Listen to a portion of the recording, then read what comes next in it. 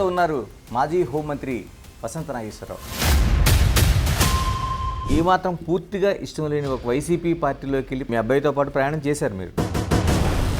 అది కుటుంబ తగాదలుగా మార్చడానికి దేవినేని ఉమామహేశ్వరరావు ప్రయత్నం చేశాడు. ఇంకా వైసీపీకి భవిష్యత్తు లేదా? రాజకీయాల్లో హత్యలు ఉండవు సార్, ఆత్మహత్యలు. 11 మంది గెలిచారు. కనీసం ఈ 11 నియోజకవర్గాల్లో ఉన్న సమస్యలైనా చెప్పొద్దా? ఎన్టీఆర్ కేవలం 10,000 రూపాయల లంచం తీసుకుంటే ఒక మంత్రిని బయటికి అది పంపించారు. ఓన్లీ ఎన్టీఆర్కి సాధ్యం. ఈ కూటమి ప్రభుత్వంలో నిజంగానే లంచం తీసుకునే వాళ్ళు ఎవరైనా మీరు అలా బయటికి పంపించే పరిస్థితులు ఉన్నాయి? వీళ్ళకి కూడా సాధ్యం అయ్యేటట్టుగా వీళ్ళు నడవాలా, నడవకపోతే వీళ్ళని కూడా విమర్శిద్దాం. మీ వ్యాఖ్యలు కావచ్చు, మీ విమర్శలు కావచ్చు, కృష్ణప్రసాద్ రాజకీయాలకి ప్లస్సా మైనసా? నా మనస్సు అంగీకరించినటువంటి దాన్ని నేను మాట్లాడటం తప్పంటారా? కాంగ్రెస్, తెలుగుదేశం, వైఎస్ఆర్ పార్టీ, ఇప్పుడు తెలుగుదేశం ఇక్కడతో ఆగిపోయినట్టేనా ప్రయాణం? Welcome to Big TV. మనతో ఉన్నారు మాజీ హోంమంత్రి వసంత నాగేశ్వరరావు. నాగేశ్వరరావు గారు నమస్తే. నమస్తే అండి. ఎలా ఉన్నారు సార్? బాగున్నా. చాలా వరకు సుదీర్ఘ రాజకీయం చూశారు, అంటే ఉమ్మడి ఆంధ్రప్రదేశ్లో కావచ్చు, ఇప్పుడు తెలంగాణ విడిపోయిన తర్వాత రాజకీయాలను కూడా అబ్జర్వ్ చేస్తున్నారు. ఓవరాల్గా ఏమనిపిస్తుంది రాజకీయ పార్టీలు, రాజకీయ విధానాలు చూస్తుంటే?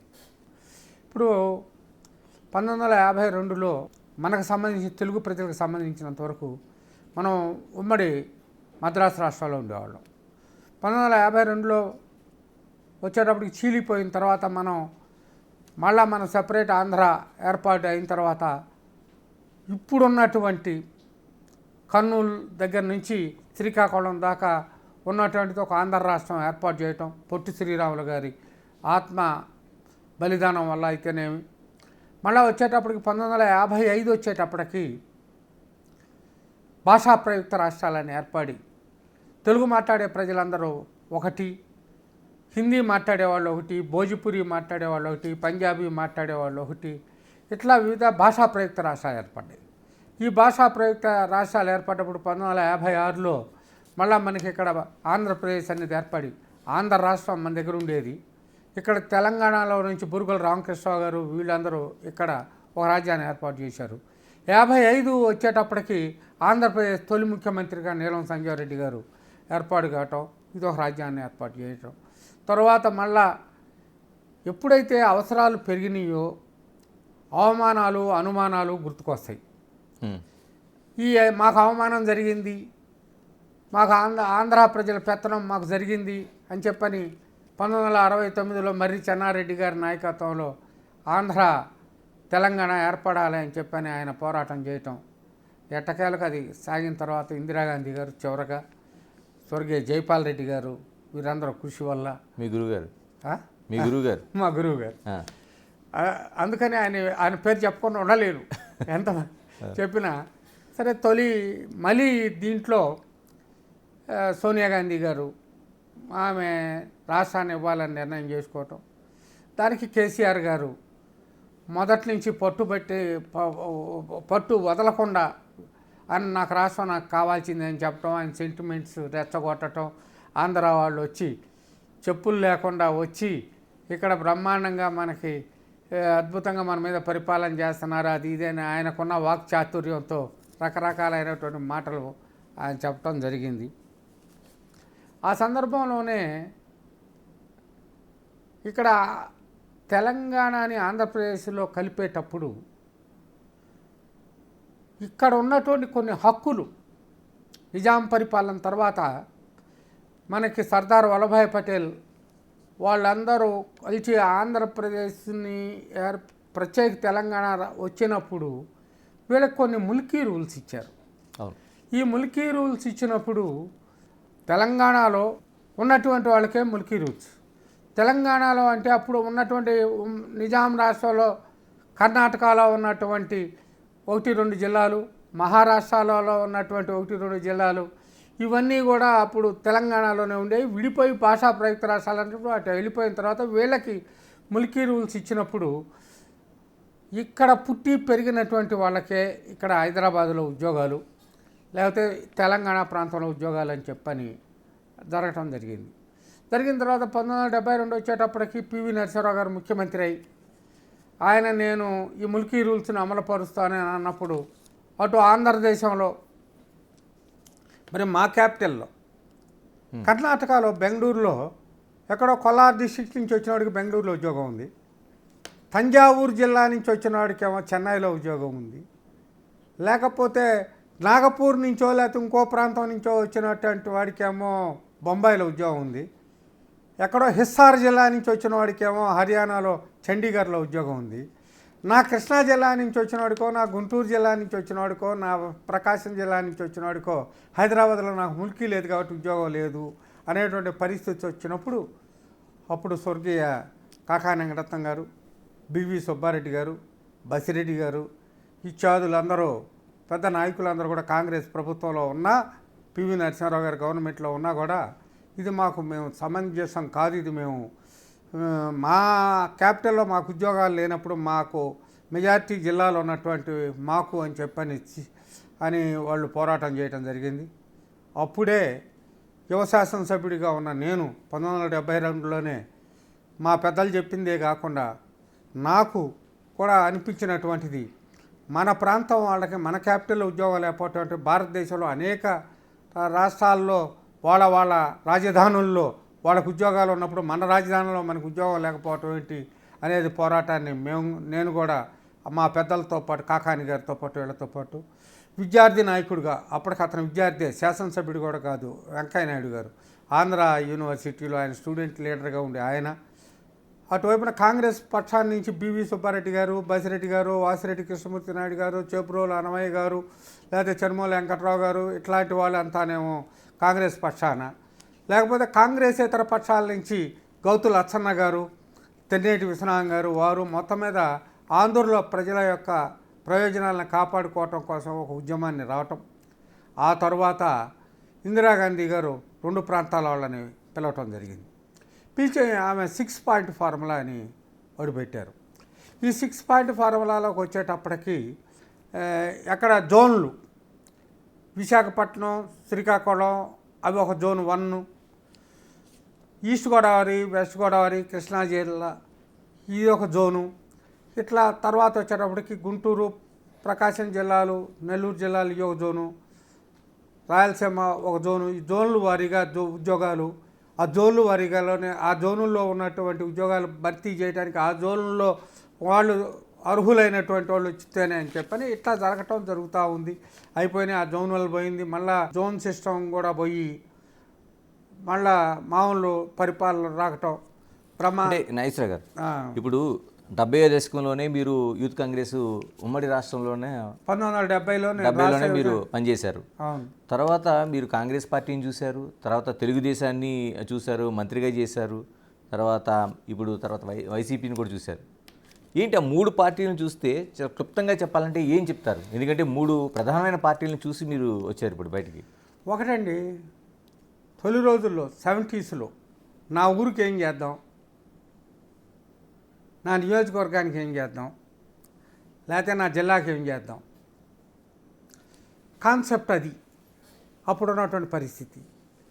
తర్వాత వచ్చేటప్పటికి 78, 79 వచ్చేటప్పటికి ఆంధ్రదేశం పరిస్థితి, రాజకీయాలు, ఆంధ్రదేశం భవిష్యత్ అంతా ఢిల్లీలో కూర్చొని, వరదలు వచ్చినా, కరువులు వచ్చినా, కాటకాలు వచ్చినా ఢిల్లీలోనే కూర్చొని అధిష్టానంతో చర్చించుకొని అక్కడే పరిస్థితులు, వ్యవహారాలను అనుకున్నప్పుడు మనని గురించి శ్రద్ధ వహించటం లేదు అనే భావంతో మన ఆత్మగౌరవం, మనకు సెల్ఫ్ రెస్పెక్ట్, సెల్ఫ్ రూల్ కావాలి అని అన్న ఎన్టీఆర్ గారు 1982లో మళ్ళీ ఆ సెనారియో నుంచి అప్పటి వరకు ఉన్నటువంటి సెనారియో నుంచి మార్చి వచ్చినప్పుడు ఆయన అన్నట్టుగా కావాల్సింది తిండి, గుడ్డ, వీటికంటే కూడా సెల్ఫ్ రెస్పెక్ట్ ముఖ్యం అనేది ప్రజలు భావించారు.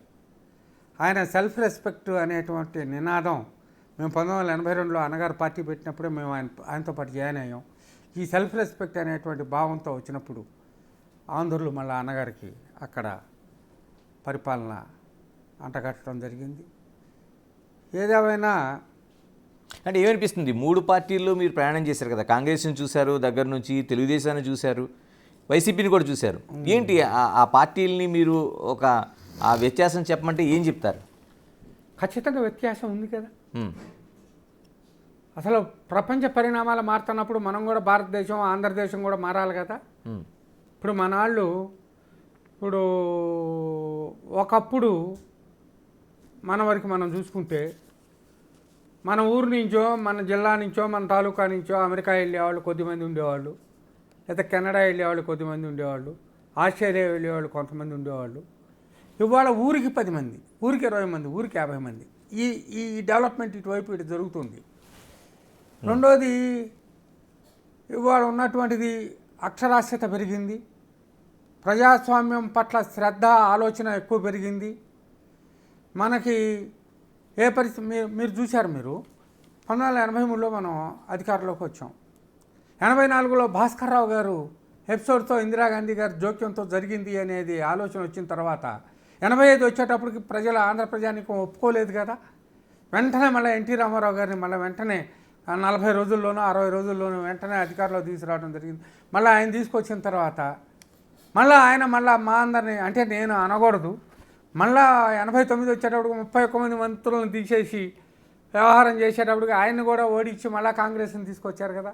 కాంగ్రెస్లో మళ్ళా 4 ముఖ్యమంత్రులు, మన విజయభాస్కర్ రెడ్డి గారు, అంజయ్ గారు, భవనం వెంకటరామారెడ్డి గారు, లేదా చెన్నారెడ్డి గారు ఇట్లా మారుతున్నారు అని అనుకుంటే మళ్ళా తీసుకురావటం, మళ్ళీ తీసుకొచ్చిన తర్వాత అన్నగారిని తీసుకొచ్చిన తర్వాత మళ్ళీ అన్నగారి దగ్గర పరిపాలన వచ్చేటప్పటికి మళ్ళీ లక్ష్మీపార్వతి గారి జోక్యం జరిగింది అని చెప్పి ఏమనుకుంటారంటే 3 పార్టీలను చూశారు కాబట్టి ఏది బెటర్ అనుకుంటారు మీరు ఒక మాటలో చెప్పాలంటే? గ్రాస్ రూట్ లెవెల్లో ఇప్పుడున్న తెలుగుదేశమే బెటర్ అనిపిస్తుంది. ఎన్టీఆర్ గారు, చంద్రబాబు గారు తెలుగుదేశమే బెటర్ అనిపిస్తుంది. ఒకప్పుడు బ్రహ్మానంద రెడ్డి గారు, సంజీవ్ రెడ్డి గారు, జవహర్లాల్ నెహ్రూ, అప్పుడు కాంగ్రెస్ వేరండి బ్రహ్మానంద రెడ్డి గారు ఉన్న దాకా. తర్వాత పరిణామాలు వచ్చిన తర్వాత మీరు అందరం తెలిసాం, భారతదేశంలో నియంత్రిత పోకలు ఎంతవరకు దూరం పోయినాయి అంటే నల్ల చట్టాలు రావటం, అసలు ఎలక్షనే లేకుండా, వ్యవహారమే లేకుండా అంతలా నియంత్రితం, రాజ్యాంగాన్ని కూడా పక్కన పెట్టి ఇందిరాగాంధీ గారు ఎమర్జెన్సీని పెట్టారు కదా. ఆ ఎమర్జెన్సీని పెట్టిన తర్వాత అంతకుముందు ఉన్న కాంగ్రెస్ వేరు, ఎమర్జెన్సీ పెట్టిన తర్వాత కాంగ్రెస్ వేరు. ఇక్కడ కాంగ్రెస్ అనేటువంటిది మళ్ళా వచ్చిన తర్వాత ఏమాత్రం పట్టించుకోకుండా ఉన్నటువంటి పరిస్థితి వచ్చిన తర్వాత మళ్ళా పునర్వైభవం వచ్చిందంటే పివి అండ్ మన్మోహన్ కాంబినేషన్. మళ్ళీ భారతదేశం యొక్క ఆర్థిక విలువలన్నీ బంగారం తాకట్టు పెట్టాల్సిన పరిస్థితులు వచ్చిన తర్వాత పివి నరసింహారావు గారు ప్రధానమంత్రి అన్నో, మన్మోహన్ సింగ్ ఆర్థిక మంత్రిగా వచ్చిన తర్వాత వచ్చింది. కనుక ఈ మారుతున్నాయి, వస్తున్నాయి, వ్యవహారం జరుగుతున్నాయి, పరిస్థితి స్టెబిలిటీ ఏమిటి అని అనుకున్నప్పుడు ఆంధ్రప్రదేశ్కు సంబంధించినంత వరకు, ముఖ్యంగా కోస్టలాంధ్ర, రాయలసీమతో కూడుకున్న ఆంధ్రాకు సంబంధించినంత వరకు తెలుగుదేశం పార్టీతోనే దానికి అభివృద్ధి ఉంది. 1100 కిలోమీటర్లు మనకి కోస్టల్ లైన్ ఉంది. కృష్ణా, గోదావరి, తుంగభద్ర, వంశధార, నాగావళి నదులు ఉన్నాయి. బ్రహ్మాండంగా నల్లరేగడి భూమిలో పంటలు పండించేటువంటి రైతాంగం ఉన్నారు. ఇల్లు ఉన్నప్పటికి కూడా అంతకుముందున్న పరిస్థితి వేరు. ఇవాళ వస్తున్నప్పుడు వాటిపైన ఇవాళ ప్రాజెక్టులు కడుతున్నటువంటి పరిస్థితి కానీ, లేకపోతే మనకు నిలబెట్టుకోవాలనేటువంటి పరిస్థితి కానీ ఇప్పుడు కొంతమందికి పోకడ. నాగార్జున సాగర్ దాని అంతకుముందు తర్వాత తీసుకున్నప్పుడు పోలవరం ఎప్పుడని ఇందిరాగాంధీ గారు. ఓకే, నీటి విషయాలు మాట్లాడదాం. అంటే ముందుగా నేనేమంటానంటే, ఇప్పుడు మీ సగ జీవితం అంతా కాంగ్రెస్ పార్టీ, అంతకంటే ఎక్కువ జీవితం తెలుగుదేశం పార్టీతో ముడిపడి ప్రయాణం చేసింది. అంటే మీకు ఏమాత్రం పూర్తిగా ఇష్టం లేని ఒక వైసీపీ పార్టీలోకి వెళ్ళి ప్రయాణం చేశారు. ఏమనిపించింది అక్కడ? అంటే కంఫర్ట్గానే ఫీల్ అయ్యారా, లేకపోతే అంటే మీ అబ్బాయితో పాటు ప్రయాణం చేశారు మీరు? వాస్తవం చెప్పాలంటే అక్కడ స్థానిక రాజకీయాల్లో కృష్ణప్రసాద్కి, దేవినేని ఉమామహేశ్వరరావుకి ఉన్నటువంటి ఇష్యూలో మాది కుటుంబ తగాదలుగా మార్చడానికి దేవినేని ఉమామహేశ్వరరావు ప్రయత్నం చేశాడు. 2 కుటుంబాల మధ్యలో తగాదుగా మా నియోజకవర్గ తగాదులు వచ్చినప్పుడు నేను ఎప్పుడైతే తెలుగుదేశం పార్టీ నుంచి బయటకు వచ్చానో, నేను ఎన్టీఆర్ గారు 31 మంది మంత్రులను తీసేసినప్పుడు నేను, జానారెడ్డి గారు, కేఈ కృష్ణమూర్తి గారు ముద్రపేడ పద్మనాభం గారు మేము బయటకు వచ్చాము. అప్పుడు వ్యాక్యూమ్ ఏర్పడ్డది. తెలుగుదేశంలో వ్యాక్యూమ్ ఏర్పడ్డప్పుడు ఆ తెలుగుదేశానికి వచ్చేటప్పటికి వీళ్ళందరూ రమణ వీళ్ళందరూ రావటం జరిగింది. ఇది చివరికి అంతకుముందు 72 నుంచి మీరే అన్నట్టుగా రాజకీయాల్లో 72లో when I was 26 26-27 వయసులో ఎమ్మెల్యే అయిన నాకు రాజకీయ పరంగా సమితి ప్రెసిడెంట్ చేయటం, ఎమ్మెల్యేగా 3 సార్లు చేయటం వ్యవహారం, తర్వాత ఈ రాజకీయ కుటుంబంగా ముద్ర వేసుకోవటం, తర్వాత మేము బయటకు వచ్చిన తర్వాత వీళ్ళు రాజకీయాల్లోకి అనూహ్యంగా రావటం, ఈ 2 కుటుంబాల మధ్యలో వచ్చిన తర్వాత నేను బయటకు రావటంతో వాళ్ళు తెలుగుదేశంలో రావటంతో అప్పుడు అబ్బాయి ఖచ్చితంగా వాళ్ళు రెచ్చగొట్టే విధానం, ఉమామహేశ్వరరావు రెచ్చగొట్టే విధానం వ్యవహారం చూసిన తర్వాత మా కుటుంబాన్ని మమ్మల్ని వ్యక్తిగతంగా టార్గెట్ చేస్తా అతను మాట్లాడుతున్నప్పుడు ఆల్టర్నేటివ్గా ఏదో ఒకటి అని చెప్పని అతను అబ్బాయి కృష్ణప్రసాద్ వైసీపీలో చేరటం జరిగింది. వైసీపీలో చేరిన అతను చిన్నప్పటి నుంచి చూసిన తెలుగుదేశాన్ని అతను 11-12 ఏళ్ళప్పుడే నేను ఎమ్మెల్యేగా ఉన్నాను కనుక అతను తెలుగుదేశం పార్టీ పైన మమకారం ఆయనకి బాలేదు. కానీ ఇక్కడ రెచ్చగొట్టే విధానాలని వీటిని అర్థం చేసుకొని గెలిచినా అక్కడ మరి మీరు ఇందాక అడిగారు వైసీపీలో కూడా ఉన్న వైసీపీలో ఉండి ఆయన జగన్మోహన్ రెడ్డి గారు చెప్పింది అలా చెప్పటం అంటే మరి చంద్రబాబుని తిట్టండి లేకపోతే ఇంకోహళ్ళని తిట్టండి అని అంటే కూడా వైసీపీ ఎమ్మెల్యేగా ఉండటం కూడా ఉన్నా కూడా నాకు ఎమ్మెల్యే లేకపోయినా పర్వాలేదు, కానీ నేను ఇక్కడ ఉన్నటువంటి ఈ విమర్శని నేను తట్టుకోలేను అని చెప్పటం, అక్కడ ఒక వర్గ ప్రయోజనాలు కాపాడటం, ఒక వర్గ ప్రయోజనాలను దెబ్బతీయటం కోసమే ప్రయత్నం జరుగుతున్నట్టుగా గమనించడం వల్లనే తప్పితే యాక్చువల్గా ఇప్పుడు అక్కడ ఎమ్మెల్యేగా ఉన్నటువంటి వాడు ఎమ్మెల్యేగానే అక్కడే ఉండాలనుకునేవాడు. కానీ ఎమ్మెల్యే పదవి రాకపోతే ఎమ్మెల్యే పదవి రాలేదనుకోవచ్చు, ఎమ్మెల్యే పదవి వచ్చింది కానీ ఎమ్మెల్యే పదవితో హ్యాపీనెస్ లేదు, సాటిస్ఫాక్షన్ లేదు. అక్కడ ఎమ్మెల్యే పదవితో సాటిస్ఫాక్షన్ లేదు అనుకుంటే అక్కడ నాయకుడు అధినాయకుడు చుట్టూ ఆ పరివారం వాళ్ళ పరిస్థితులు వాళ్ళ ఒక కమ్యూనిటీ పట్ల ఉన్నటువంటి ద్వేషం చూపెట్టడం, లేకపోతే అసలు డెవలప్మెంటల్ యాక్టివిటీస్ని గురించి ఆలోచించకపోవటం, అవన్నీ వ్యవహారంగా చూసుకున్నప్పుడు కేవలం పాలిటిక్సే కాదు, పొలిటికల్ ఫ్యామిలీ పాలిటిక్స్ చేయటం కోసం అంతకుముందు 3 సార్లు నాన్నగారు సమితి ప్రెసిడెంట్ ఎమ్మెల్యే చేశాడు, ఒకసారి సమితి ప్రెసిడెంట్ చేశాడు, తను ఒకసారి చేశాడు, ఇవి ఉన్నాయి. కానీ కాస్త జీర్ణించుకోలేనటువంటి అప్రజాస్వామ్య విధానాలు అవినీతి విధానాలు కొన్ని కనపడటంతో మనం పాలిటిక్సే మెయిన్ కాదు, మన ఆత్మ గౌరవం ఆత్మ మర్యాద ఈ 2 ఉన్నప్పుడే ఆత్మవిశ్వాసం, ఆ ఆత్మవిశ్వాసం దెబ్బతిన్నది. నేను మనుగాడ సాగలేను అనుకోని చంద్రబాబు నాయుడు గారు టికెట్ ఇచ్చారు. అంటే మీరు ముందు నిర్ణయం తీసుకున్నారా లేకపోతే మీ అబ్బాయి తీసుకున్నారా? ఏది తీసుకున్న పరిస్థితులు తీసుకునేటట్టు చేసి కదండి. నైస్రాగా నేను అడగాల్సింది ఏంటంటే క్లియర్గా మీకు దేవినేని ఉమా అక్కడే ఉన్నారు, ఇప్పుడు మళ్ళీ మీరు ఆయనతో ఉండే విభేదాలతోనే బయటికి వెళ్ళామని చెప్పారు, ఇప్పుడు మళ్ళీ అదే ప్లేస్లో ఆయన ఉన్నాడు అక్కడ, మళ్ళీ మీరు అక్కడికి వచ్చారు, ఎలా అడ్జస్ట్మెంట్ కుదిరింది? అది మా ఫ్యామిలీకి ఉన్న క్రియేటిబిలిటీ, నేను అవతల ఉందా లేదా అని నేను చెప్పను. చంద్రబాబు నాయుడు గారికి కృష్ణప్రసాద్ లేకపోతే వసంత ఫ్యామిలీ కావాలి అని కోరుకునే పరిస్థితి మేము బిహేవ్ చేసాం. దానివల్ల మాకు ఎవరు ఉమామహేశ్వరరావు మాకు అడ్డం రాలేదు, ఇంకోళ్ళు మాకు అడ్డం రాలా. ఎలా ఉంది ఇప్పుడు ఆంధ్రప్రదేశ్లో కూటమి ప్రభుత్వాన్ని చూస్తున్నారు, అంతకుముందు వైసీపీ ప్రభుత్వం చూసారు మీరే చెప్పారు దాన్ని విశ్లేషణ చేసి, ఇప్పుడు కూటమి ప్రభుత్వం కదండి మనం ఇప్పుడు ఒక కారణం ఏమైనా ఉందండి, అదేంటంటే స్కిల్ డెవలప్మెంట్ కోసం అని స్కిల్ డెవలప్మెంట్ అనేటువంటి దీనికి ఒక ఎగ్జిక్యూటివ్ ఆఫీసర్ గారు లేకపోతే ఒక యంత్రాంగం పనిచేసుకునే దాంట్లో స్కిల్ డెవలప్మెంట్ విషయంలో అనవసరమైన ఖర్చు పెట్టాడు చంద్రబాబు నాయుడు అని చెప్పని అరెస్ట్ చేయించటం. నేను జార్జ్ చక్రవర్తులు కూడా వ్యతిరేకం వస్తే పోరాటం చేశారు, లేకపోతే భగత్ సింగ్ వీళ్ళు కూడా పోరాటం ఎందుకు చేశారు, లేకపోతే ఇంకోటి ఎందుకు చేశారు.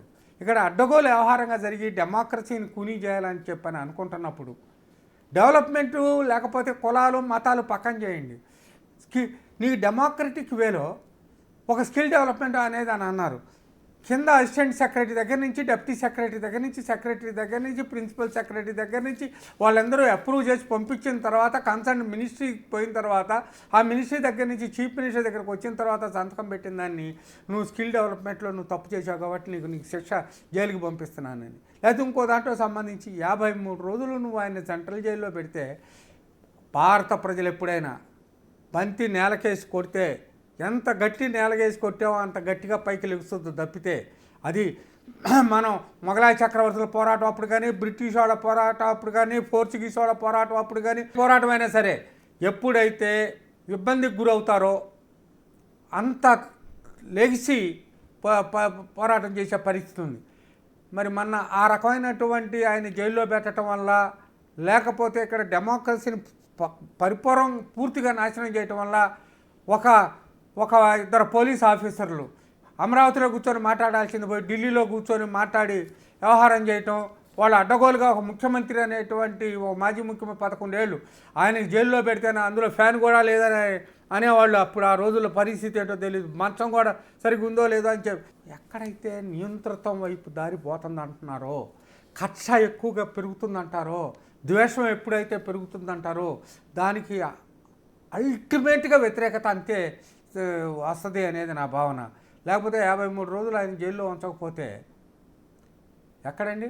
న్యూజిలాండ్లో, అమెరికాలో, ఆస్ట్రేలియాలో, కెనడాలో అక్కడ ఉద్యమాలు మళ్ళా ఆయన వదిలిపెట్టాలని చెప్పనేది వ్యవహారం చేయటం అనేటువంటిది నేను మా ఊళ్ళో చూశానండి. ఇతర రాష్ట్రాల్లో, ఇతర దేశాల్లో ఉన్నవాళ్ళు కూడా వచ్చి 1,00,00,000, 2 లక్షల రూపాయలు కూడా ఖర్చు పెట్టి ఒక ఓటుకి అక్కడి నుంచి వచ్చి ఓటు వేసిపోయినటువంటి పరిస్థితి. అందుకే డెమోక్రసీని కాపాడుకోవాలా, ఈ రాష్ట్రం భవిష్యత్తును కాపాడుకోవాలి. ఈ రాష్ట్రం క్యాపిటల్ లేనటువంటి రాష్ట్రంగాన్ని నీకు ఆయన 36,000 ఎకరాల పొలం, 30,000 ఎకరాల పొలం కొని ఇస్తే రూపాయి రాష్ట్ర ఖజానా నుంచి ₹10 ఖర్చు పెట్టకుండా ఆయన సేకరిస్తే దాంట్లో నువ్వు క్యాపిటల్ కట్టకుండా తాత్కాలిక క్యాపిటల్ విశాఖపట్నంలో ఒకటన్నావు, బెజవాడలో ఒకటన్నావు, కర్నూలులో ఒకటన్నావు, ఎక్కడా ఏ క్యాపిటల్ కట్టలేదు. ఆయన కట్టినటువంటి క్యాపిటల్ చంద్రబాబు గారు ఉండగా కట్టినటువంటి క్యాపిటల్లోనే అక్కడే అసెంబ్లీని జరిపావు, సెక్రటరియట్ జరిపావు, కానీ ముందుకు సాగనీయలేదు. కేవలం అక్కడ ఏమిటి అంటే మీరు ఆ పార్టీలో ఉండగా మీరు కూడా 3 ఏదైతే క్యాపిటల్ సిద్ధాంతాన్ని మీరు కూడా ఆమోదించిన నేను వ్యతిరేకించా, పార్టీలో నేను వ్యతిరేకించా, అబ్బాయి కూడా వ్యతిరేకించాడు, కృష్ణప్రసాద్ కూడా వ్యతిరేకి. నేను ఓపెన్గానే మాట్లాడే, ఇక్కడ ఎన్టీ రామారావు గారు పేరు అక్కడ హెల్త్ యూనివర్సిటీ తీసేయడం తప్పని నేను చెప్పాను. 30,000 ఎకరాల పొలం ఇచ్చినటువంటి రైతాంగానికి అక్కడ ఇచ్చినటువంటి ఆంధ్ర ప్రాంతంలో నడిబొడ్డులో అటు ఇటు, అటు కర్నూలు నుంచి ఇటు శ్రీకాకుళం చూస్తే సెంటర్లో ఉన్నటువంటిది విజయవాడ, అక్కడ ఇచ్చినటువంటి దాన్ని కాదని ఇంకో తోట అని తప్పు అని నేను చెప్పాను. నేను క్యాబినెట్లో ఒక వర్గాన్ని పూర్తిగా తుడిచివేయటం అనేటువంటిది కూడా తప్పని కూడా నేను చెప్పాను. నేను ఎలా ఉండబోతుంది 3 పార్టీల ప్రయాణం, BJP, Telugu Desam, Janasena? Positive attitude, negative attitude అండి. అతన్ని ఓడించడానికి 3 పార్టీలా, రాష్ట్రాన్ని బాగు చేయడానికి 3 పార్టీలా? రాష్ట్రాన్ని బాగు చేయటానికే 3 పార్టీలు కలయిక అవసరమని నా భావన. ఎందుకంటే బీజేపీ అక్కడ నరేంద్ర మోడీ ఉన్నాడు, ఆ బీజేపీ అట్లానే సైద్ధాంతికమైనటువంటి సిద్ధాంతపరమైనటువంటి పోరాటం చేసినటువంటి పవన్ కళ్యాణ్ ఉన్నాడు. ఆంధ్రదేశంలో బాగా వేళ్ళు నూనుకుపోయినటువంటి, బాగా లోతుకుపోయినటువంటి ఒక నిర్మాణాత్మకమైనటువంటి పార్టీ తెలుగుదేశం పార్టీ ఉంది. దీనికి ఒక దూర ఆలోచన ఉంది. ఇప్పుడు నిన్న ఆయన చెప్పాడు, గోదావరి నుంచి బనకిచెర్లకి నేను నీళ్ళు ఇస్తే కానీ మనకి సాధ్యం కాదనేది. పోలవరం క్యాపిటల్, ఈ 2 లక్ష్యం అనేటువంటిది ఈ యొక్క కూటమిది. ఈ రెండింటినీ అది నెగ్లెక్ట్ చేసింది గత ప్రభుత్వం. ఈ రెండింటినీ ఈ ప్రభుత్వం కావాలని అనుకుంటుంది కనుక ఈ పోలవరం ప్రాజెక్టు క్యాపిటల్ 2 పూర్తయితే ఆంధ్రప్రదేశ్ భారతదేశంలో ఉన్న అన్ని రాష్ట్రాల కన్నా బ్రహ్మాండమైన అభివృద్ధి చెందినటువంటి రాష్ట్రంగా ఉంటుంది. దీంట్లో ఉన్నటువంటి పిల్లవాళ్ళు అట్లాంటి ఇప్పుడు విద్యా సంస్థలు వచ్చి పిల్లలు మొదటి నుంచి ఇక్కడి నుంచి ఎప్పుడో మనం 100 ఏళ్ల నాడే ఇతర ప్రాంతాలకు వెళ్ళిన వాళ్ళు, ఈ ప్రాంతాల నుంచి వాళ్ళు ఉన్నారు, వ్యవసాయదారులు ఉన్నారు. అట్లానే నేను చెప్పినటువంటి వనరులోనే వాటిని ఆడుకుంటే వెరైటీసు, మ్యాంగనీసు, ఐరన్ ఓరు ఒకటే, వాటిని ఖనిజ సంపద పోళ్ళు ఉంది, వాటిని అంతే పెట్టారు. అంటే ఈ 5 ఏళ్ల కాలంలో అప్పటికే ఒక 1 year అయిపోయింది మనకి. ఈ 5 ఏళ్ల కాలంలో 4 ఏళ్ళు మిగిలి ఉన్నాయి. ఈ 4 ఏళ్లలో మీరు అనుకుంటున్న అమరావతి క్యాపిటల్ కావచ్చు, లేకపోతే పోలవరం ప్రాజెక్టు కావచ్చు, పూర్తవుతాయా? చెప్తున్నారు కదా సార్, పోలవరం ప్రాజెక్టు కూడా 27 పూర్తవుతుందా? వచ్చేటప్పుడు పోలవరం పూర్తి చేస్తారని నిన్న ఇవాళ నాయకులు అందరూ చెప్తున్నారుగా. 2014లో కూడా అదే చెప్పారు. దీనికి నా ఆశ ఏంటంటే కేంద్ర ప్రభుత్వం సహాయం ఉంది, ఉమ్. మోడీ గారి సహాయం ఉంది. ఖచ్చితంగా మన పోలవరం పూర్తవుద్ది, మన క్యాపిటల్ పూర్తవుద్ది. ఆయన మళ్ళీ మన క్యాపిటల్ ప్రాంతానికి వచ్చి చూసి మళ్ళీ మరింత ఇప్పటికే బోలుడు ఈ సంవత్సర కాలంలో 3 దఫాలుగా మనకి ఆర్థిక సహాయం చేశారు వాళ్ళు, ఇంకా కూడా చేస్తారు. అట్లానే మనకి ఇక్కడి నుంచి వెళ్ళిన మన పార్లమెంటు సభ్యులు ఇక్కడ మన గట్టిగా అక్కడ మాట్లాడుతున్నారు వాళ్ళు. మనకు సంబంధించిన చంద్రబాబు నాయుడు ప్రతి నెల రోజులకు ఒకసారి అక్కడ క్యాపిటల్ పోయి ఎట్లా ఒకటి ఆయన మన అమిత్ షా గారినో లేకపోతే మోడీ గారినో అడిగి నా రాష్ట్రం బాగుంది, నా పోలవరాలకు నిధులు ఇవ్వండి, నా క్యాపిటల్కి నిధులు ఇవ్వండి, లేకపోతే నాకు విట్ లాంటి ఎడ్యుకేషనల్ ఇన్స్టిట్యూషన్స్ ఇవ్వండి, లేదా పెద్ద పెద్ద హాస్పిటల్స్ ఇవ్వండి. ఇవన్నీ ఎడ్యుకేషనల్ ఇన్స్టిట్యూషన్స్, యూనివర్సిటీస్, ఒక ప్రతిష్టాత్మకమైనటువంటి విద్యా సంస్థలు భారతదేశంలో ప్రపంచంలో ఉన్న విద్యా సంస్థలని ఆంధ్రదేశానికి వచ్చినప్పుడు ఎక్కడో చండీగఢ్లో ఒకప్పుడు ఆపరేషన్ పోయేవాళ్ళు. అట్లాంటివి మనం మంగళగిరిలో ఇవాళ ఆపరేషన్ చేయించుకుంటున్న పరిస్థితి వచ్చినప్పుడు, లేకపోతే మనకు ఉన్నటువంటి పోలవరం కాకుండా కావేరీ కాకుండా మనకి నదులన్నింటినీ వాటర్ వాడుకుంటున్నప్పుడు మన మంచి నల్లరేగడి భూమి ఉంది. ఏముందండి, నీళ్లు, చదువు, వైద్యం, రహదారులు ఇవి ఉంటే అంటే నాగేశ్వర గారు, మీరు డెవలప్మెంట్ కోసం మాట్లాడుతున్నారు. అటు పోలవరం కావచ్చు, అమరావతి కావచ్చు, లేకపోతే ఆ నిధులు కావచ్చు, ఉద్యోగాలు కావచ్చు, చదువు కావచ్చు, ఇవన్నీ చెప్తూ ఉన్నారు. కానీ గవర్నమెంట్ ఇప్పుడు గత ప్రభుత్వం ఏదైతే చేసిందో, అంటే ఒక అరెస్టులు కావచ్చు, మిగతా అంశాలపైన దృష్టి పెట్టినట్టుంది. ఒక డీవియేషన్ కనిపించడం లేదా మీకు? కాదు అంటే ఆ రోజు చేసింది తప్పైనప్పుడు కత్తి ఉంది, యాపిల్ కోయొచ్చు, తలకాయ కోయొచ్చు. యాపిల్ కోసే కత్తి వాడినప్పుడు ఉన్న కత్తి వేరు, తలకాయ కోసిస్తున్నప్పుడు కత్తి వేరు. అది కేవలం అనవసరమైనటువంటి మీరు చూశారు ఎట్లాంటి ఆనాడు కొందరిని గురించి, కొన్ని గౌరవప్రదమైన కుటుంబాల గురించి కొంతమంది వాడిన భాష, కొంతమంది కొన్ని కులాల గురించి వాడిన భాష, కొందరు అసలు డెమోక్రటిక్ స్టేట్లో ఉన్నామా మనం అనిపించేటువంటి వినూతనమైనటువంటి పద్ధతులతో వ్యవహరించినటువంటి తీరు. ఇప్పుడు మీరు ఒక సీనియర్ హోమ్ మినిస్టర్గా పనిచేశారు, ఇరిగేషన్ మినిస్టర్గా పనిచేశారు. అప్పుడు కోసిందేమో మీరు పళ్ళు కోసినట్టు అంటున్నారు, పీకిలు కోసినట్టు అంటున్నారు. ఇప్పుడు కోస్తే పళ్ళు ఎలా కోసినట్టు అవుద్ది? ఎట్లా అంటారు? లా అండ్ ఆర్డర్ని కంట్రోల్లో పెట్టడం వేరు, లా అండ్ ఆర్డర్ని చేతిలో తీసుకోవటం వేరు. అప్పుడు లా అండ్ ఆర్డర్ని చేతిలో తీసుకున్నారు, ఇప్పుడు లా అండ్ ఆర్డర్ని కంట్రోల్ పెడుతున్నాం. ఇప్పుడు అంటే ఇప్పుడు జరుగుతున్న ఈ అరెస్టులు ఏవైతే ఉన్నాయో అవన్నీ లా అండ్ ఆర్డర్ని కంట్రోల్లో పెట్టడం, ఇవన్నీ తప్పంటారా? చెప్పాలి మీరే. అంటే మీరు ఎన్టీ రామారావు గారి కుమార్తెని విమర్శించడం కరెక్ట్ అంటారా మీరు? లేకపోతే అతను ఎవరో గుంటూరులో ఉంటాడు, అతను ఒక కులాన్ని పట్టుకొని ఆ కులంలో ఉన్నటువంటి వాళ్ళని అందరినీ పట్టుకొని ఇష్టం వచ్చినట్టుగా నా ఇష్టం, నన్ను ఎదురు ఎవడన్నా మాట్లాడతాడా అని చెప్పని అడిగితే అతన్ని ఇదంటారా? లేకపోతే నీ ఇష్టం వచ్చినట్టుగా డెమోక్రసీ ఉంది కదా, నీకు ప్రజాస్వామ్యంలో ఉన్నారు, అట్లా మాట్లాడితే ఇప్పుడు కూడా ఎవరైనా మాట్లాడితే తప్పే. ఇప్పుడు చేస్తే తప్పు కాదు, ఇప్పుడు మాట్లాడితే తప్పు. అప్పుడు మాట్లాడితే తప్పు, ఇప్పుడు మాట్లాడితే ఇప్పుడు తప్పే. ఇప్పుడు అట్లా మాట్లాడితే వీళ్ళనైనా ఖండించాల్సిందే, వీళ్ళనైనా మనం ఊరుకోకూడదు. కానీ ఇక్కడ నాకు తెలిసినంతవరకు చంద్రబాబు నాయుడు కానీ, లేకపోతే ఇక్కడ బీజేపీకి సంబంధించిన వాళ్ళు కానీ, లేకపోతే పవన్ కళ్యాణ్ కానీ, లేకపోతే యువ నాయకుడు అతను మన లోకేష్ కానీ అట్లా నోరు బారేసుకుంటారు, ఎదట వాళ్ళని రెచ్చగొడతారు, ఎదట వాళ్ళని ఇబ్బంది పెడతారు అని నేను అనుకోను. వాళ్ళ చర్యలు ఆనాడు చేసినటువంటి చర్యకి ప్రతిచర్యగా ఇది ఉందేమో కానీ ఇది ప్రతీకార చర్య కాదు. ఇది అంటే రెడ్ బుక్ పాలసీని మీరు కూడా ఆమోదిస్తున్నారు? కాదు, రెడ్ బుక్ గుర్తుంచుకోవడానికి మీరు చేసిన దౌర్జన్యాలు, మీరు వాడినటువంటి పదజాలాన్ని, మీరు అక్రమంగా డబ్బుని దుర్వినియోగం చేసిన దాన్ని, లేకపోతే మీరు ఏ రకంగా అవినీతి లంచగొండితనం వ్యవహారం జరిగింది అనేదాన్ని ఖండించడం కోసం రెడ్ బుక్లో ఉంది కానీ, లేకపోతే వాడి పుల్లైనో ఎల్లైనో మల్లైనో ఇబ్బంది పెట్టడం కోసం అనేది కాదు. రైట్, నైస్ గారు. అంటే ఇప్పుడు మీరు చెబుతున్న మాటల ప్రకారం ఇంకా వైసీపీకి భవిష్యత్తు లేదా? రాజకీయాల్లో హత్యలు ఉండవు సార్, ఆత్మహత్యలే. ఆయన నిన్న కూడా ఏంటండి 11 మంది గెలిచారు, శాసనసభలోకి వచ్చి ప్రజా సమస్యలు మాట్లాడొద్దా? కనీసం మీ 11 నియోజకవర్గాల్లో ఉన్న సమస్యలైనా చెప్పొద్దా? ఒకటండి, ఆయన ఏమన్నా మంచి పనులు చేస్తే అవి కూడా ఈ ప్రభుత్వం కొనసాగించుద్ది. అమ్మ ఒడి, లేకపోతే పేద ప్రజల్ని చదివించటం, లేకపోతే ఇంకోటి ఉంటాడు. మంచి పనులు ఏదైనా అతను చేసి ఉంటే, అతను అన్నీ చెడు పనులు చేశాడు అనట్లేదు, అతను చేసిన మంచి పనులు ఏమైనా ఉంటే అవన్నీ తీసుకుంటూనే ఈ సంక్షేమంతో పాటు అభివృద్ధి పథకాలు కూడా లాంగ్ రన్లో భవిష్యత్తు ఆంధ్రప్రదేశ్ని అద్భుతంగా చూసేదానికోసం కూడా ప్రయత్నం జరుగుతుంది. మీకు ఒక పాత విషయాన్ని గుర్తు చేయాలనుకుంటున్నాను. కేవలం మీరు అంటే సీనియర్ ఎన్టీఆర్ ప్రభుత్వంలో కూడా మీరు పనిచేశారు.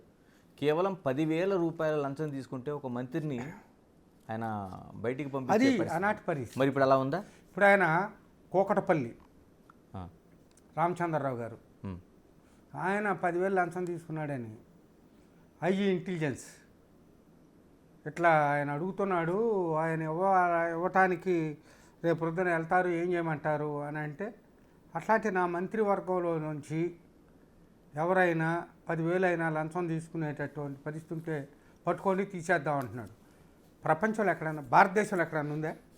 అది ఓన్లీ ఎన్టీఆర్కి సాధ్యం. ఇప్పుడు మీకు సాధ్యమేనా? ఈ కూటమి ప్రభుత్వంలో నిజంగానే 10,000 రూపాయల లంచం తీసుకున్న వాళ్ళు ఎవరైనా మీరు అలా బయటికి పంపించే పరిస్థితులు ఉన్నాయి? అట్లాంటి పరిస్థితి సీనియర్ ఎన్టీఆర్ ఆదర్శాలతో, లక్ష్యాలతో, ఆ సిద్ధాంతాల ప్రకారంగానే నడుస్తామని చెబుతున్నారు కాబట్టి వీళ్ళకి కూడా సాధ్యం పడాలా, సాధ్యం అయ్యేటట్టుగా వీళ్ళు నడవాలా, నడవకపోతే వీళ్ళని కూడా విమర్శిద్దాం. ఓకే, దానికి సిద్ధంగా ఉన్నారు మీరు? ఎస్. తప్పు చేసేవాడు ఎవడ తప్పు, ఏ కాలంలో తప్పు చేసినా తప్పే. తప్పుని ఖండించడానికి ఎందుకు వెనకాడాలి? మనం మంచి అనుకున్నప్పుడు మనం లెటర్స్ హోప్. ఇప్పుడు నాకు తెలిసినంత వరకు తప్పు జరగదని నేను ఆశిస్తున్నా. నాగేశ్వరరావు గారు, చంద్రబాబు నాయుడుతో మీకు ఒక మంచి సంబంధాలు ఉన్నాయి, కానీ ఎందుకంటే ఆయన ముఖ్యమంత్రిగా చేసిన సమయాల్లో మీరు ఎక్కడ యాక్టివ్ పాలిటిక్స్లో లేకుండా వెనకుండే రాజకీయాలు చేసే పరిస్థితి వచ్చింది? 83 నుంచి 89 దాకా ఉన్నప్పుడు వారితో నాకు సంబంధాలు బాగానే ఉండేవి. తర్వాత నేను ఇందా చెప్పాను కదా, 89లో బయటకు వచ్చిన తర్వాత నేను వారితో సంబంధాలు పెట్టుకోలేదు. ఇప్పుడు అబ్బాయి కృష్ణప్రసాద్ ఆయన చేసే మంచి పనులను సమర్థిస్తున్నాడు. అట్లానే కృష్ణప్రసాద్ చేసే మంచి పనులు కూడా చంద్రబాబు నాయుడు, లోకేష్ ఇద్దరు కూడా సమర్థిస్తున్నారు, బలపరుస్తున్నారు. ఆయన బ్లెస్సింగ్, వాళ్ళిద్దరు బ్లెస్సింగ్స్ కూడా కృష్ణప్రసాద్కి ఉన్నాయి, ఆ నియోజకవర్గానికి ఉన్నాయి. మీరు ఒక సీనియర్ మంత్రిగా ఉన్నారు. మీరు చెప్తున్నట్టు మీ వ్యాఖ్యలు కావచ్చు, లేకపోతే మీ ఆలోచన విధానం కావచ్చు, మీ విమర్శలు కావచ్చు, ఇప్పుడు కృష్ణప్రసాద్ రాజకీయాలకి ప్లస్సా మైనసా? నేను సమంజసమైనటువంటి వ్యాఖ్యలు చేయకపోతేనేమో ఆయనకు నష్టం జరుగుద్ది, నేను సమంజసమైన వ్యాఖ్యలు చేస్తేనేమో ఆయన భవిష్యత్తుకు బాగానే ఉంటాయి. వైసీపీలో కొంత నష్టం జరిగినట్టుంది. జగన్మోహన్ రెడ్డి గారు కృష్ణప్రసాద్ పిలిచి మీ నాన్నగారు ఏంటి ఇట్లా మాట్లాడతాడు వారండి, ఆయన ద్వారానే అది రండి, ఆయన ఉన్నది ఆయన మాట్లాడకుండా మనం ఆయన ఆపలేము అని సమాధానం చెప్పినట్టు ఉంది. న్యాయం అనుకున్నది, ధర్మం అనుకున్నది, నీతి అనుకున్నది, నా మనస్సు అంగీకరించినటువంటి దాన్ని నేను మాట్లాడటం తప్పు అంటారా? రైట్. ఇప్పుడు రాష్ట్ర విభజన జరిగింది. రాష్ట్ర విభజన తర్వాత మీరు చూస్తుంటే ప్రధానంగా ఆ రోజున అనుకున్నాం, ఈ రోజున అనుకున్నాం. నేను 1972లోనే ఈ రాష్ట్రం విభజన జరగాలని నేను కోరుకున్నా. అవును, జయాంధ్ర ఉద్యమాన్ని, జయాంధ్ర యాజిటేషన్లో పాల్గొన్న కొద్ది మందిలో జైల్లో, రాజమండ్రి సెంట్రల్ జైల్లో ఉన్న వాళ్ళలో కూడా నేను ఒకడిని. ఇలాగ నీటి వాటాలకు సంబంధించి ఇప్పుడు కృష్ణా గోదావరి జలాలకు సంబంధించి ఇప్పటికీ ఒక చర్చ జరుగుతూ ఉంది.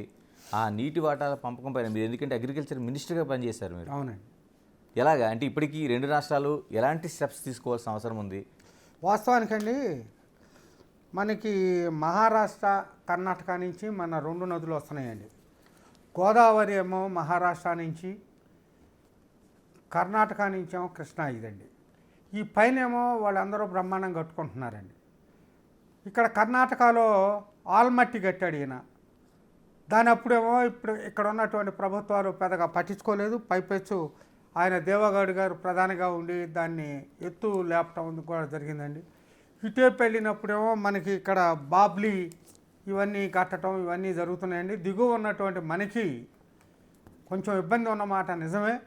కానీ ఏవైతే ఇప్పుడు ఇక్కడ ఈయన కాళేశ్వరం ఈయన కట్టినా లేకపోతే ఈ కట్టినా మన పోలవరం పూర్తి అయితే మనకి సమస్యలు ఉండవండి. ఇకపోతే అనుమతులు లేకుండా మరి కొన్ని కడుతున్నారు అనుమతులు లేకుండా. కర్ణాటకలో అయితే అసలు అనుమతులే లేవు. మనకు ఉన్నటువంటి 2 ఇక్కడివి ఉన్నాయి కదండి, పెద్ద కమిషన్లు 2 ఉన్నాయి. ఆ 2 కమిషన్లకు భిన్నంగా కూడా వాళ్ళతో ఇప్పుడు ఉదాహరణకి కరీంనగర్లో కానీ ఇంకా కానీ ఇప్పుడు కాళేశ్వరం దానికి ముందు ఇంకో పేరు కూడా పెట్టాడు ఆయన. ఇవన్నీ మార్చి వ్యవహారం చేస్తున్నారు. అంటే ఇక్కడ తెలంగాణ ముఖ్యమంత్రిగా రేవంత్ రెడ్డి ప్రధానంగా చెప్తున్నది ఏంటంటే 70% తెలంగాణలో ప్రవహిస్తున్న కృష్ణా నది వాటాని మేము ఎందుకు 70% వాడుకోవడానికి హక్కు లేదని ఒక ప్రశ్న చెప్తున్నారు ఆయన. మీరేమంటారు? మిమ్మల్ని ఆడుకోవద్దు అంటలేదు, మాకు రావాల్సిన వాటా కూడా ఉందిగా. బచావ్ తీర్పు ఉంది, బచావ్ తీర్పు అంగీకరిద్దాం. ఇప్పుడు ఒక ట్రిబ్యునల్ నడుస్తుంది, ఆ ట్రిబ్యునల్ చెప్పినట్టు ఇందాం. అంటే ట్రిబ్యునల్స్ అనేది ఆంధ్ర ప్రాంతంలో ఉన్నటువంటి బెజవాడ అయినా మంగళగిరి అయినా కూర్చొని వేసుకునేవి కాదు కదా సార్. కేంద్ర ప్రభుత్వం జల విద్యుత్ శాఖ వాళ్ళు, వనరుల శాఖ వాళ్ళు ఒక ట్రిబ్యునల్ ఏర్పాటు చేశారు. ఆ ట్రిబ్యునల్స్ నడుస్తున్నాయి, ఆ ట్రిబ్యునల్స్ ప్రకారమే వాడుకుందాం. ఇప్పుడు ఎక్కడి దాకా ఎందుకండి? మీరు ఇక్కడ నిన్న కృష్ణా నాగార్జున సాగర్ ఉందండి, నాగార్జున సాగర్ ప్రాజెక్ట్ వస్తుందంటే మేము కుడికి ఎడమ 2 ఉన్నాయండి మనకి. ఉన్నప్పుడు మాకు కృష్ణా జిల్లాలో ఉన్నటువంటి జగ్గాపేట, నందిగామ, మైలవరం, తిరువూరు, నూజివీడు, విసనపేట ఈ ప్రాంతాలన్నీ పంటలు ఎండిపోతుంటే మా బోర్డర్లో ఉన్నటువంటి మాకు మధిర ఏరియాలో, ఎరుబాలెం ఏరియాలో ఉండి అక్కడ నీళ్లు యువతలకు కూడా రానివ్వమని శాసనసభలో మా శాసనసభ్యులు అందరూ అడిగినా కూడా రానిక మేము ఎండబెట్టుకున్నటువంటి పరిస్థితి ఉన్నాయండి.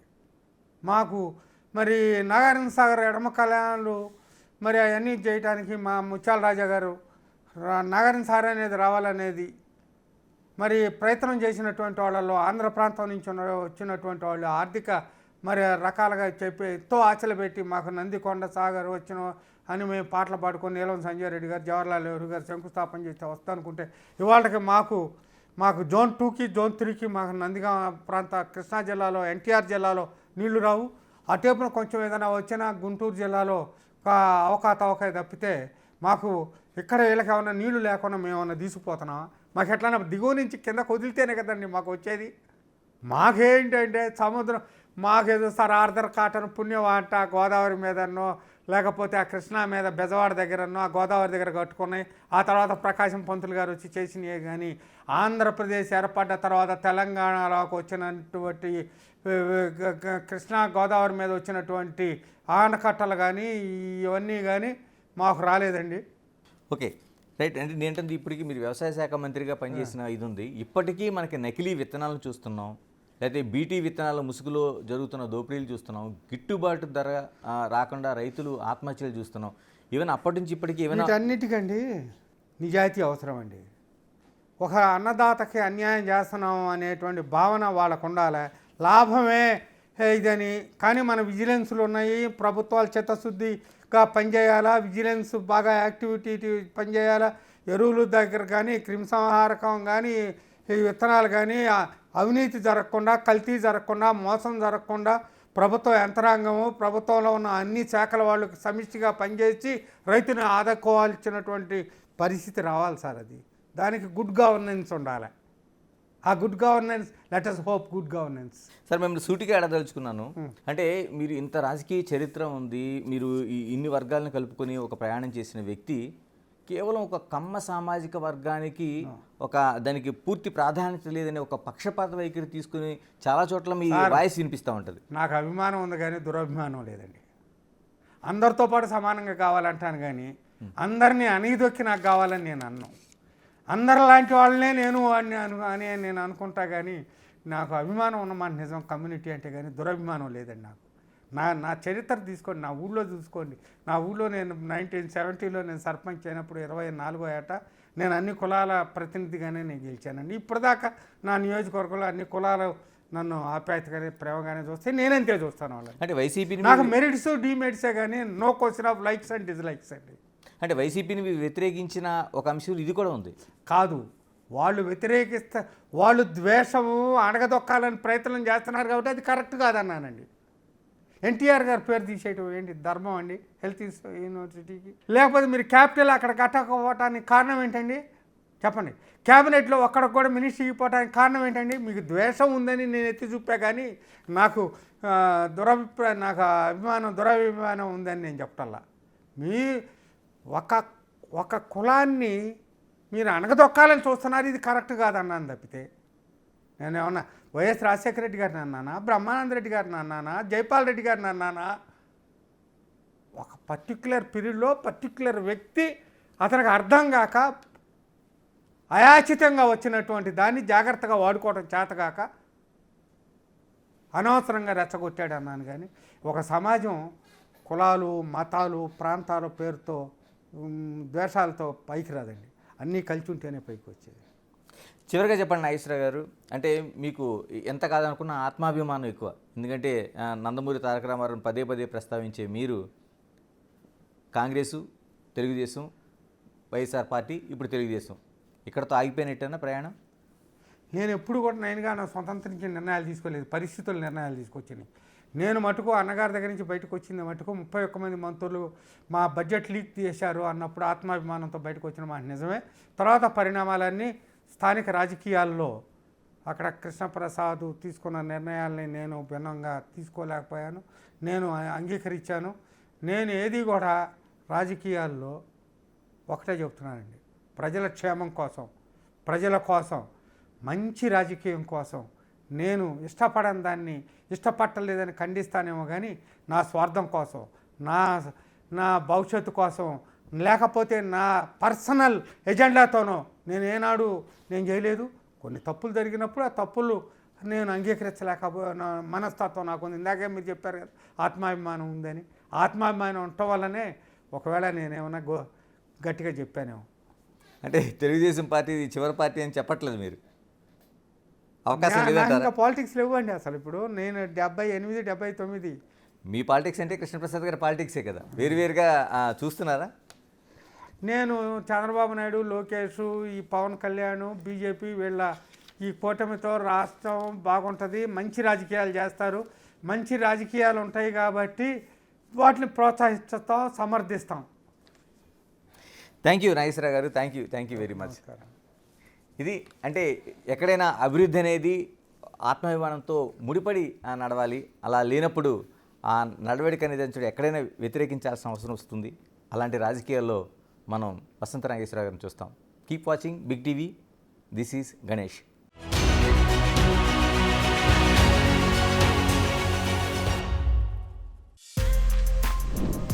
For more videos like this, subscribe Big TV channel.